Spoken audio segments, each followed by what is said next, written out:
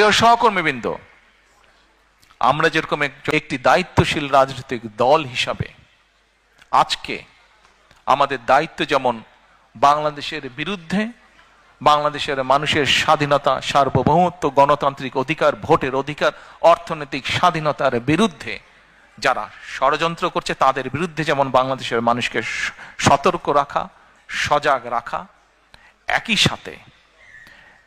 সাথে প্রিয় ভাই বোনেরা, আমাদের একটি অন্যতম গুরুত্বপূর্ণ দায়িত্ব হচ্ছে দেশের মানুষের সামনে পরিকল্পনা দেওয়া।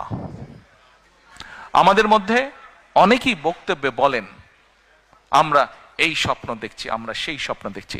আমি ভাই স্বপ্নের মধ্যে নাই, আমি কোনো স্বপ্নের মধ্যে নেই।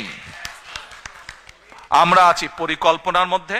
আমরা পরিকল্পনা করব, আমরা পরিকল্পনা বাস্তবায়ন করব। আমরা কোনো স্বপ্নের মধ্যে থাকতে চাই না। স্বপ্ন দেখতে দেখতে দেশ থেকে প্রতি বছর $16 বিলিয়ন পাচার হয়ে গিয়েছে।